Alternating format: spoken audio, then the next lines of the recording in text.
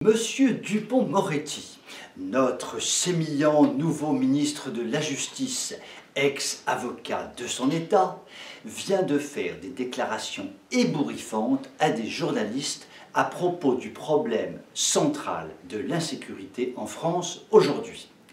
Qu'a dit notre bon ministre? Alors tout d'abord, il faut savoir qu'il était avocat. Bon, les avocats, tout de même, pratiquent assez souvent une forme de contre-vérité, ou même de mensonge, disons-le carrément, ce qui peut aider pour gagner des procès. Donc, la profession d'avocat, au demeurant fort estimable, est une profession qui sait malheureusement pratiquer parfois le mensonge. Cela fait partie de ses gènes. Maintenant, M. Dupond-Moretti est ministre, alors il doit normalement abandonner sa profession d'avocat, ne plus jamais mentir et dire les choses comme elles sont. Et là, nous tombons des nues quand nous l'écoutons parler. Qu'a dit notre bon ministre aux journalistes qui l'interrogeaient?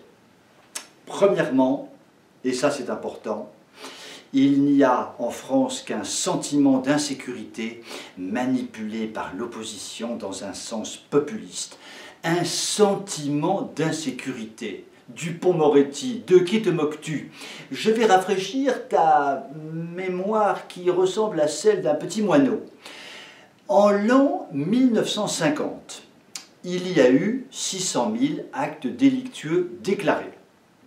600 000. En 1980, ce chiffre est passé à 2 600 000. Belle évolution tout de même. Mais en 2019, ces 2 600 000 sont devenus un petit 4 millions. 4 millions d'actes délictueux en France en 2019. Or, les analyses les plus scientifiques montrent que l'État ment effrontément, et d'ailleurs Brice Hortefeux, ancien ministre de l'Intérieur, l'a dit publiquement à la télévision. Les chiffres sont honteusement trafiqués pour évidemment calmer le peuple. En réalité, les actes délictueux en France sont aujourd'hui de l'ordre de 12 millions par an. Alors ça, pour un sentiment d'insécurité Dupond-Moretti, tu repasseras et je t'en remercie. Deuxième énormité. Deuxième gros mensonge, tu oses dire que chez les mineurs, depuis 10 ans, il n'y a absolument pas eu d'évolution des actes délictueux et que l'on est dans une grande stabilité. Eh bien moi je te le dis, Dupond-Moretti, c'est une stabilité explosive. Je vais simplement te donner un chiffre. En 1950, les actes délictueux dans les établissements de l'éducation nationale étaient proches de zéro. Aujourd'hui, ils sont d'environ 100 000 déclarés, mais probablement 4 ou 5 fois supérieurs, car dans les établissements de l'éducation nationale, on ne déclare pas les actes délictueux. C'est un véritable désastre. Et tu oses dire que chez les mineurs, il n'y a pas d'évolution des actes délictueux. De qui te moques-tu? Est-ce qu'à l'intérieur des établissements de l'éducation nationale, ceux qui mettent le bazar sont des seniors de 70 voire 90 ans? De qui te moques-tu? Si tu mens, mens intelligemment s'il te plaît.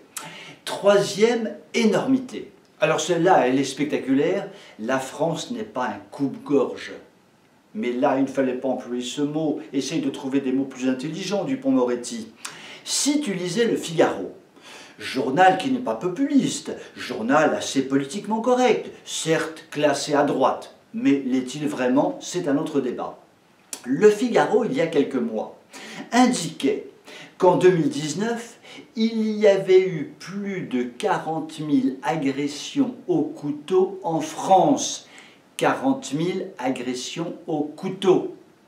La France est véritablement un coupe-gorge. Tu ne peux pas dire le contraire, car ces agressions au couteau ne consistent pas simplement à couper le bouton d'une veste de quelqu'un qu'on agresse. Non, c'est plutôt effectivement lui trancher un petit membre et peut-être la gorge. Donc ton explication est particulièrement malheureuse. Comment un avocat peut-il maîtriser si mal son discours?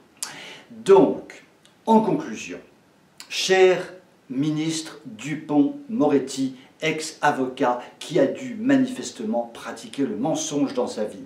Je te demande s'il te plaît de nous dire maintenant la vérité.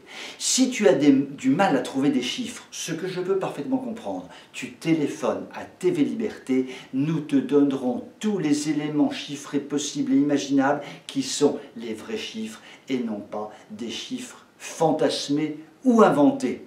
Je te dis donc, cher ministre, à très bientôt chez TV Liberté.